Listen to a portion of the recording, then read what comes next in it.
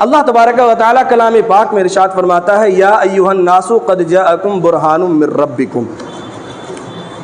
یہ جو الناس کے ساتھ خطاب فرمایا یا ایھا الناس، یہ جو الناس کے ساتھ خطاب فرمایا تو علماء تفسیر نے قلم اٹھایا.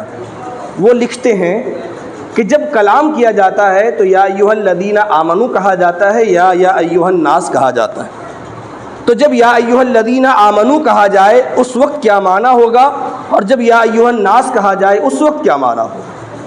تو اگر یہاں پر علماء تفسیر کو پڑھا جائے، علماء تفسیر کا مطالعہ کیا جائے تو انہوں نے اس سے پردہ ہٹایا اور وہ کہتے ہیں کہ جب یا ایھا الذین آمنوا کہا جائے تو اس وقت خطاب مسلمانوں سے ہوتا ہے، اس وقت خطاب مومنین سے ہوتا ہے کہ جتنے مسلمان ہیں دنیا میں وہ متوجہ ہو جائے، جتنے مومنین دنیا میں ہے وہ متوجہ ہو جائے، انہیں کان لگا کے سننا چاہیے. لیکن جب یا ایھا الناس کہا جائے، جب یا ایھا الناس کہہ کے پکارا جائے، اللہ تبارک و تعالیٰ جب یا ایھا الناس کہتا ہے تو اس وقت مومنین ہو یا غیر مومنین، مسلمین ہو یا غیر مسلمین، مسلمان ہو یا غیر مسلمان ہو، ہر ایک کو کان لگا کر سننا چاہیے کہ آخرکار بات کیا ہو رہی ہے. اور اللہ تبارک و تعالیٰ فرماتا ہے یا ایھا الناس قد جاءکم برہان من ربکم وانزلنا الیکم نورا مبینا، کہ اے لوگو ہم نے تمہاری طرف ایک برہان کو بھیجا یعنی رسول کو بھیجا، وانزلنا الیکم نورا مبینا، اور ہم نے تمہاری طرف نور مبین یعنی قرآن پاک کو نازل فرمایا. یہ برہان کا مطلب رسول، نور مبین کا مطلب قرآن پاک. یہاں پر سب سے پہلی بات جو سمجھنے والی ہے، غور کرنے والی ہے، اور سب سے پہلے علماء تفسیر نے جس بات کو بیان کیا ہے وہ بات سماعت کریں. علماء تفسیر سب سے پہلے یہاں جو بات لکھتے ہیں وہ لکھتے ہیں کہ جب رسول کریم صلی اللہ تعالیٰ علیہ وسلم کی ذات کی رفعت کو بیان کرنا اللہ تبارک و تعالیٰ نے چاہا، اللہ تبارک و تعالیٰ نے جب اپنے محبوب صلی اللہ تعالیٰ علیہ وسلم کی عظمت کو بیان کرنا چاہا، اپنے رسول پاک صلی اللہ تعالیٰ علیہ وسلم کی شان کو بیان کرنا چاہا، تو پھر اللہ تبارک و تعالیٰ نے تخصیص نہیں فرمائی. اللہ تبارک و تعالیٰ نے خاص نہیں کیا کہ صرف مومنین حضرات سنیں، صرف مسلمان حضرات سنیں، صرف دامن اسلام سے وابستہ لوگ ہی سنیں، بلکہ اللہ تبارک و تعالیٰ نے اعلان عام کر دیا کہ کائنات میں جو کوئی ہے وہ سنے، کائنات میں جو انسان ہے وہ سنے، انسانیت کے زمرے میں جو داخل ہوتے ہیں وہ سنے، انہیں سننا چاہیے کہ کیا بات کہی جا رہی ہے. اور اللہ تعالیٰ نے کہا کہ ہم نے تمہاری طرف ایک رسول بھیجا ہے اور نور مبین یعنی قرآن پاک نازل. اور اس برہان کی تفسیر کرتے ہوئے حافظ ابن کثیر نے لکھا، سید المفسرین حضرت عبداللہ ابن عباس نے لکھا، امام قرطبی نے لکھا، امام رازی نے لکھا، وہ دیگر علماء تفسیر نے لکھا کہ اس برہان سے مراد کون ہے، اس برہان سے کون سی ذات مراد ہے. تو سارے کے سارے علماء تفسیر قلم اٹھاتے ہیں اور لکھتے ہیں یعنی محمد صلی اللہ تعالی علیہ وسلم، اس برہان سے تمہارے اور میرے نبی پاک کی ذات مبارک مراد. اس برہان سے کون سی ذات مراد ہے؟ ہمارے اور آپ کے رسول. اب ذرا یہاں پر غور کریں، توجہ دیں، سمجھنے کی کوشش کریں کہ حضور علیہ الصلوۃ والسلام کو برہان کہا گیا. یہ برہان ہے کیا؟ برہان کیا چیز ہے؟ اور حضور کو برہان کیوں کہا گیا؟ یہ بھی سمجھنے والی بات ہے نا کہ حضور کو برہان کہہ کے پکارا ہے، ہم نے تمہاری طرف برہان کو بھیجا، رسول کو، برہان سے مراد رسول کو بھیجا، تو حضور کو برہان کہا، یہ بھی سمجھنے والی بات ہے نا. تو برہان کہتے کسے ہیں؟ برہان کہتے ہیں آیت کو، برہان کہتے ہیں نشانی کو، برہان کہتے ہیں ثبوت کو، برہان کہتے ہیں پروف کو، برہان کہتے ہیں دلیل کو، برہان کہتے ہیں معجزہ کو. یہ سب معنی درست ہے. برہان دلیل کو کہتے ہیں، نشانی کو کہتے ہیں، آیت کو کہتے ہیں، پروف کو کہتے ہیں، یہ سارے معنی اپنی جگہ درست. لیکن حضور کو برہان کیوں کہا گیا؟ حضور کو برہان کہہ کے کیوں پکارا گیا؟ تو یہاں پر اگر علماء لغت کا مطالعہ کیا جائے، علماء لغت کو اگر پڑھا جائے تو انہوں نے اس سے پردہ ہٹایا کہ دراصل برہان کہتے کسے ہیں. وہ کہتے ہیں کہ برہان کہتے ہیں هو الدلیل القاطع للعذر. برہان وہ دلیل ہوتی ہے جو ہر عذر کرنے والے کے عذر کو ختم کر دیتی ہے. برہان اس پروف کو کہتے ہیں، اس ثبوت کو کہتے ہیں جو ہر اعتراض کرنے والے کے اعتراض کو ختم کر کے حقیقت کو اس کے سامنے آشکارا کر دیتی ہے، حقیقت کو اس کے سامنے روزے روشن کی طرح عیاں کر دیتی ہے۔ تو میں کہتا ہوں حضور علیہ السلام کو برہان اس لیے کہا گیا ہے کہ کائنات میں حضور علیہ السلام کے آ جانے کے بعد، حضور کے تشریف لے آنے کے بعد اب کوئی کسی اور کی طرف متوجہ نہ ہو، کوئی شخص کسی اور کے دامن کرم سے وابستہ نہ ہو۔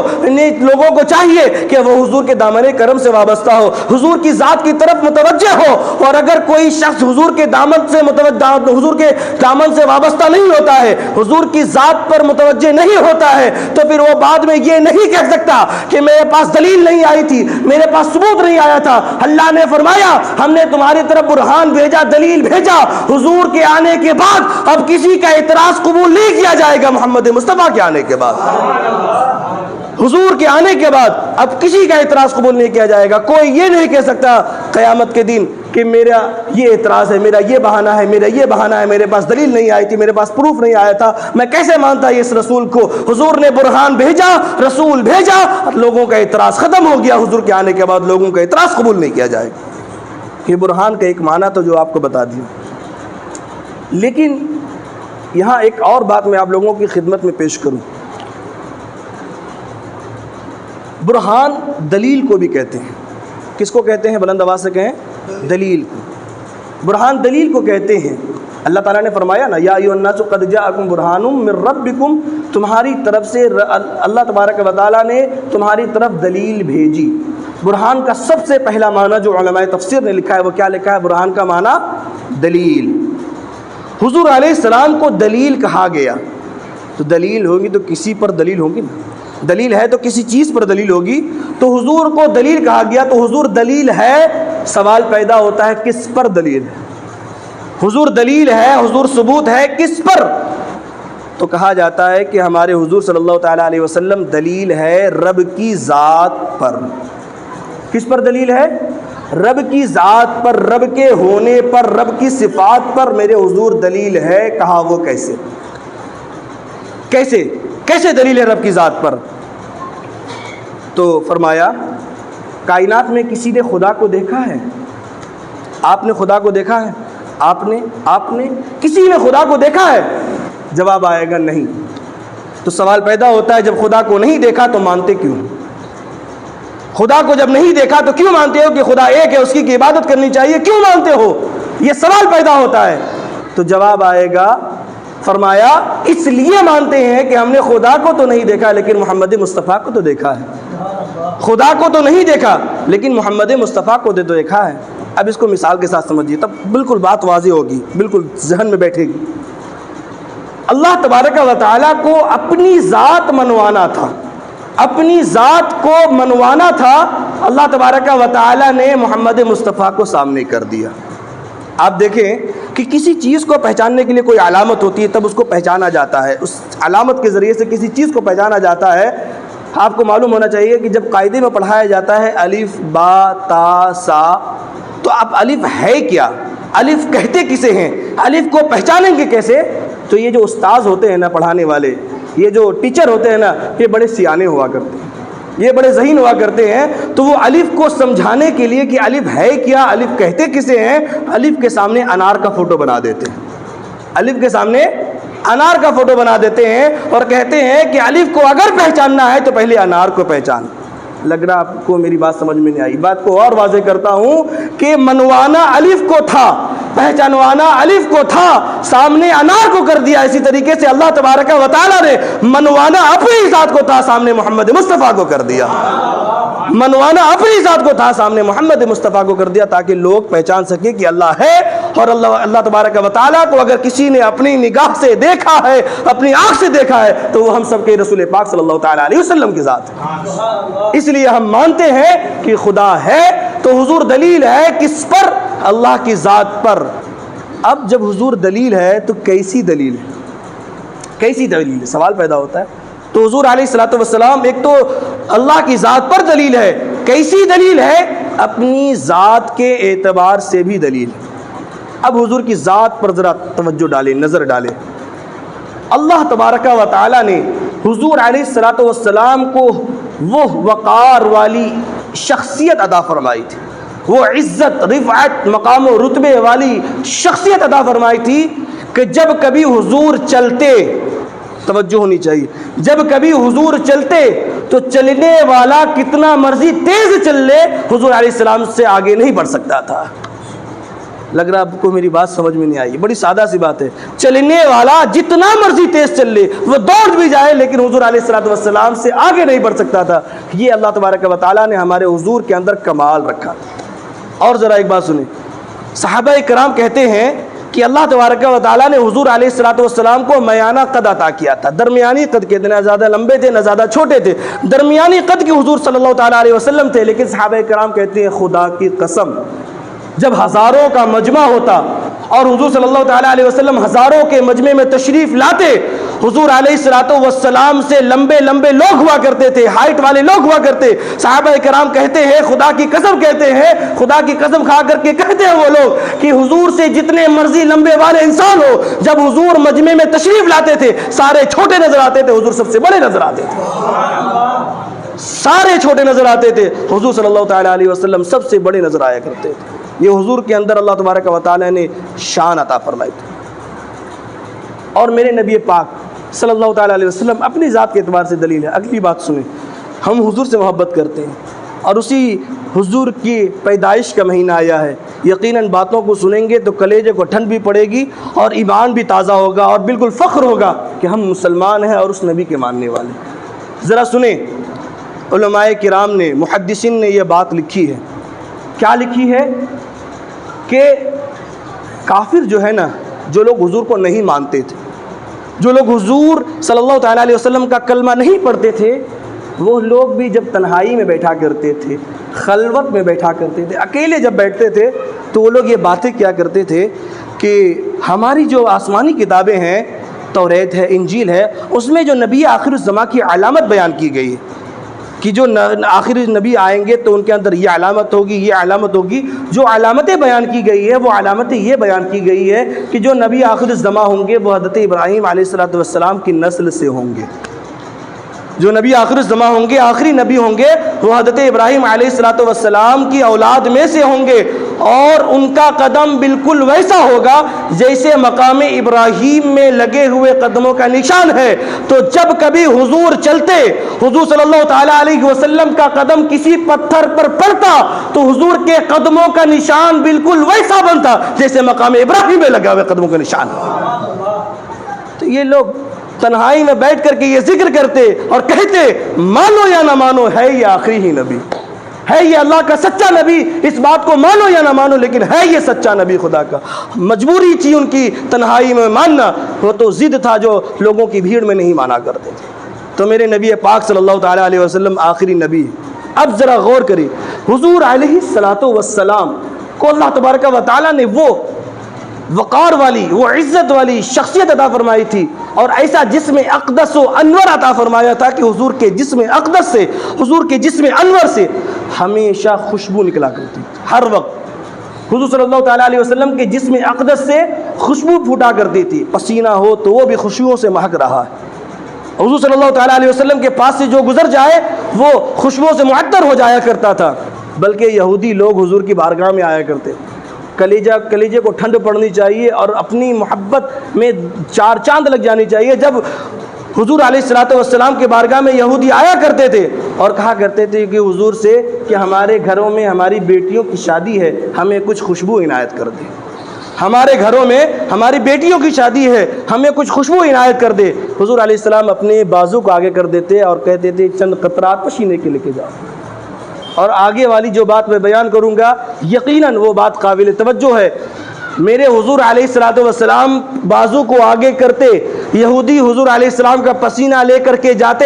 تاریخ میں آتا ہے، اہل سیر نے لکھا ہے، جس خاتون کو جس کو میرے نبی پاک صلی اللہ تعالیٰ علیہ وسلم کا پسینہ لگ گیا، اللہ تبارک و تعالیٰ نے اس پسینے کے لگنے کی وجہ سے ان لوگوں کو کلمہ کی سعادت نصیب فرما دیا، وہ سارے کے سارے لوگ مسلمان ہوئے۔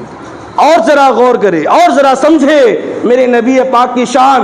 جب حضور چھوٹے تھے، حضور بچے تھے، حضور صلی اللہ تعالیٰ علیہ وسلم کو لوگ گود میں اٹھایا کرتے تھے، تو جس نے میرے حضور کو گود میں اٹھایا ہے، جس خاتون نے میرے حضور کو گود میں اٹھایا ہے، حضور کا مبارک بدن جس کے ساتھ مس ہو گیا، ٹچ ہو گیا، حضور کے مبارک بدن کے مس ہو جانے کا صدقہ اللہ تبارک و تعالیٰ نے ان لوگوں کو کلمہ کی سعادت نصیب فرما دیا۔ جس کے جسم سے میرے حضور کا جسم ٹچ ہو گیا، اس کے صدقے اللہ تبارک و تعالیٰ نے انہیں بھی کلمہ کی سعادت نصیب فرما دی۔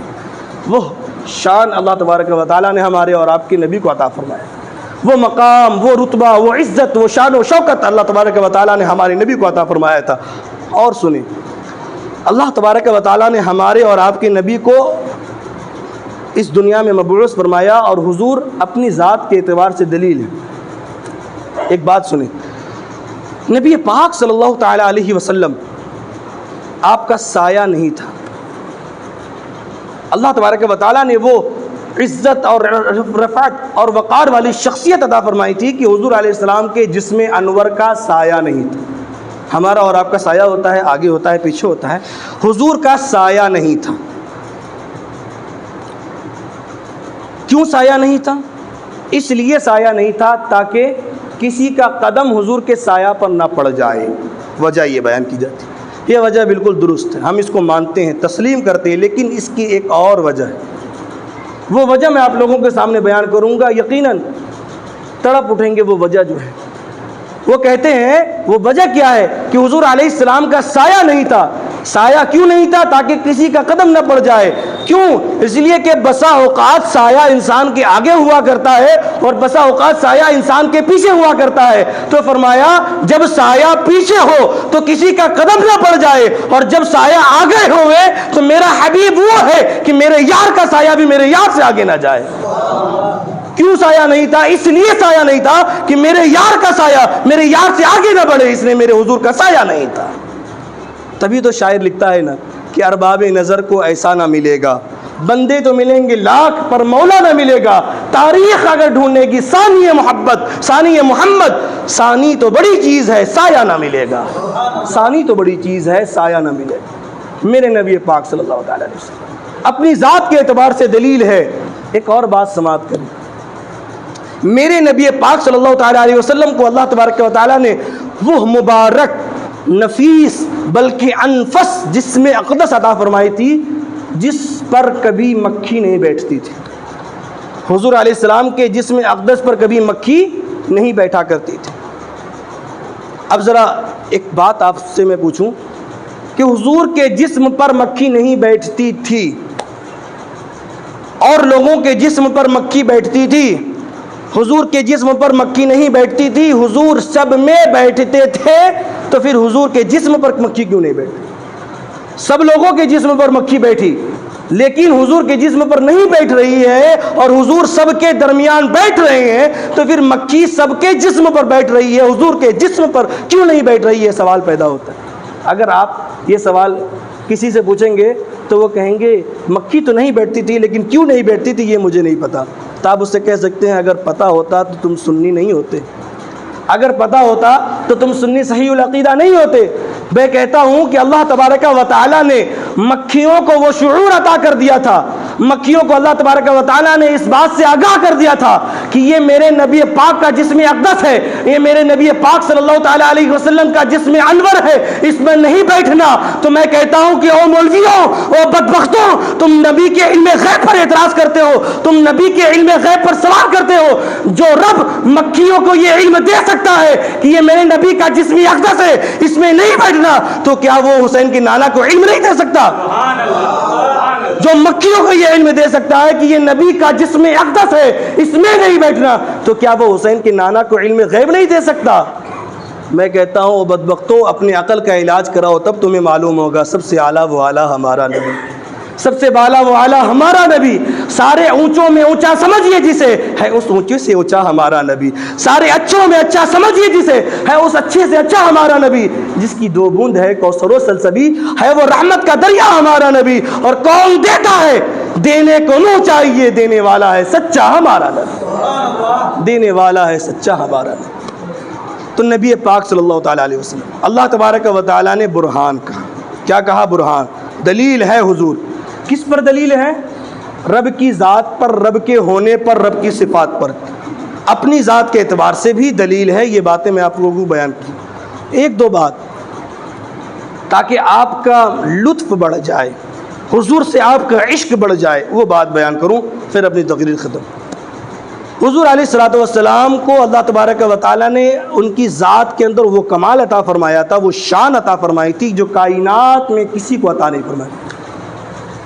میرے نبی پاک صلی اللہ تعالیٰ علیہ وسلم کے جسم اقدس میں وہ نفاست تھی کہ اگر حضور صلی اللہ تعالیٰ علیہ وسلم کہیں پر لعاب دہن ڈال دیتے، لعاب دہن یعنی تھوک، آقا جو عالم صلی اللہ تعالیٰ علیہ وسلم اگر کہیں پر تھوک ڈال دیتے، اللہ تبارک و تعالیٰ اس جگہ پر برکت نازل فرما دیتا تھا۔ رسول پاک صلی اللہ تعالیٰ علیہ وسلم تشریف فرما ہے، ایک صحابی رسول حضور کی بارگاہ میں حاضر ہوتے ہیں، عرض کرتے ہیں یا رسول اللہ صلی اللہ تعالیٰ علیہ وسلم، ہم لوگوں نے اپنے علاقے میں ایک کنواں کھودا اور پانی نکل گیا ہے کڑوا۔